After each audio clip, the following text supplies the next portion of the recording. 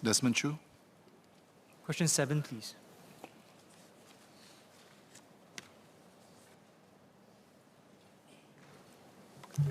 Mr. Speaker, may I have your permission to take questions 7 and 8 together? Please do. MCI understands that going digital can be a daunting experience.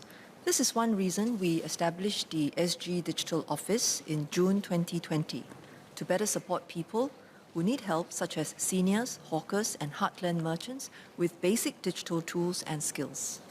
Under the Seniors Go Digital program, SDO's digital ambassadors have engaged and trained over 190,000 seniors to date. The program focuses on training and enabling seniors to use digital tools for their daily lives. These include using a smartphone to access government services like SingPass and health services, and to communicate and transact online. The efforts have produced encouraging results. In a 2021 survey with seniors conducted 1 month after their engagement with the SDO, about 9 in 10 seniors said they continued to apply the digital skills they learned in their daily lives. Targeted programs have also been implemented to strengthen seniors' ability to manage cyber threats. For instance, the Cybersecurity Agency in Singapore has a SG CyberSafe Seniors program that raises awareness and drives adoption of cyber hygiene practices among seniors, and has engaged more than 45,000 seniors since its launch. The programs I mentioned are regularly reviewed and updated to ensure their relevance. With online scams being a growing threat, a range of topics and tips for seniors to guard against online scams have been included. The Singapore Police Force and the National Crime Prevention Council have also rolled out broad-based and targeted public education efforts. These include the annual anti-scam public education campaign, Spot the Signs, Stop the Crimes, which builds awareness and vigilance amongst the general public on the telltale signs of scams. NCPC's volunteer crime prevention ambassadors also engage residents, including seniors, to share crime prevention tips. Complementing the government's programs, the Digital for Life movement was launched in 2021 to galvanize the support of people, private and public sectors on ground-up initiatives to help Singaporeans gain confidence in going digital.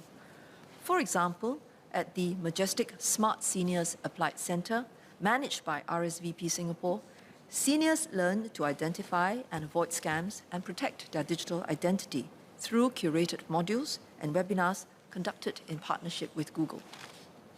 The government continuously reviews its anti-scam programs and efforts to ensure they are updated and relevant.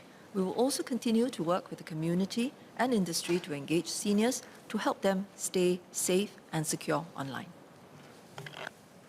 Mr. Desmond Chu. I thank the Minister for her reply to supplementary questions. Minister has mentioned that there are 190,000 seniors who are trained. This is quite an achievement since its start, because over the first year it was only 100,000. Are there any specific targets that the Ministry has set for us to train as many seniors as we can? So, and the second question is, there are 3 tiers of digital competency for the seniors, with scams being one of the largest threat to seniors, especially now they are coming on board.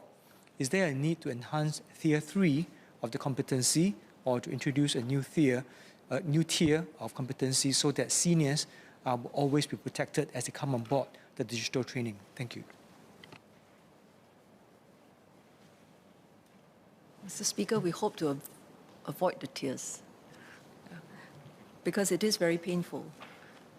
But to your question, is there a target number? I would say the more the better.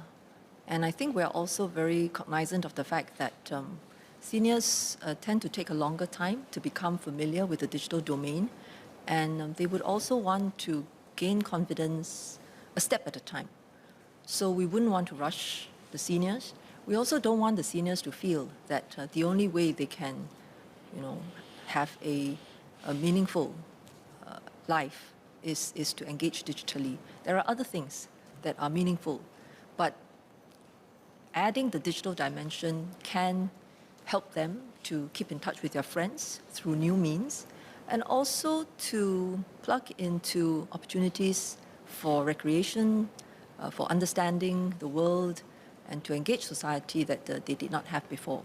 But it's important to note that we should let them take it at their own pace. Right now, we have organized some of the programs according to tiers. Individuals can decide.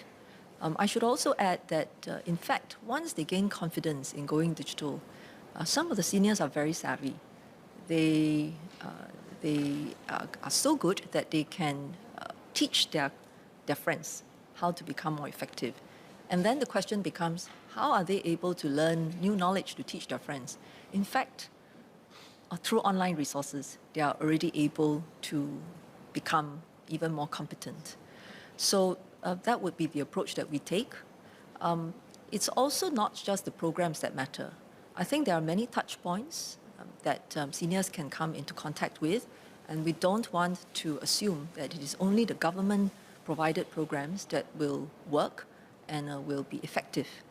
Crowding in the partners is equally important because it is also a question of building trust with the seniors so that they are receptive to what is being shared with them. Liang Yinghua. Thank you, sir. So I appreciate the extensive community outreach effort by the SG Digital Office, helping the seniors to be familiarized with the digital tools and also the scam preventions. So I'd like to ask the Minister, going forward, should the focuses be on more practical applications, for example, the apps and functions that can help the seniors in their daily lives? For example, how to use SingPass, calling a cab, ordering food, teleconsult, and so on. And if I may come back to my question on the polyclinic, and the PQ, the polyclinic appointments bookings, with the COVID cases still high, the polyclinic is obviously very busy, high numbers of visits.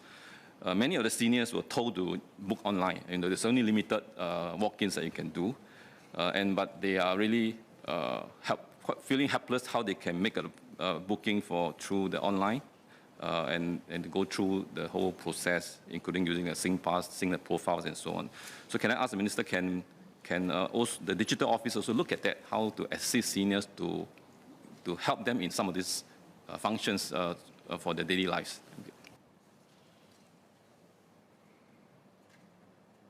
So, Speaker, I thank Mr. Liang for his questions.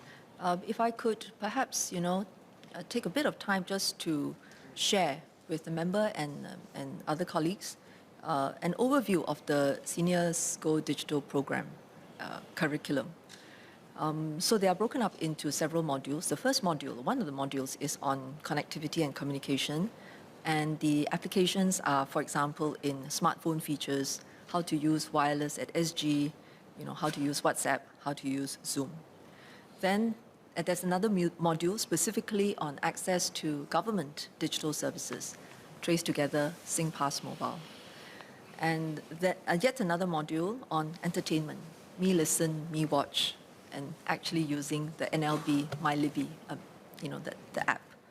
So there is quite a range of things, and I think in particular there are several other features that would be of particular use to our seniors. For example, in the health module, the seniors are guided on how to use Health Hub. They're guided on how to use Healthy 365. So it's quite structured, but again, it all depends on the seniors' comfort level and what they find to be useful. I should just add that inherent in Mr. Liang's question is also attention. There is attention in wanting to help the seniors become more familiar with a range of digital applications, and so nudging them in that direction to use digital services as a motivation for them to learn about the tools and how to go digital. And on the other hand, recognizing that some of these seniors will find this a very difficult task and they actually can feel very anxious. So between the two, we have to find the right balance and try to move things forward. I think our overall approach is to make the options available. Our overall approach is also still to make the non-digital avenues open. It may not be as convenient as the seniors, who decide to take the digital avenues, But it doesn't mean that they don't have the non-digital options available to them. The CDC vouchers is a very good example. Many seniors over time have gained confidence, learned and gained confidence in how to use the digital vouchers, but there remains a group that far prefers to use the physical vouchers, and those options still remain visible. So in summary, I think we will continue to nudge forward, and we will continue to offer options for seniors who feel more confident and want to move to the next level of their digital engagement. But we will also want to be very mindful that some seniors are still not yet comfortable, and we want to offer them that sense of confidence also that they're not being pushed in the direction that they do not wish to be.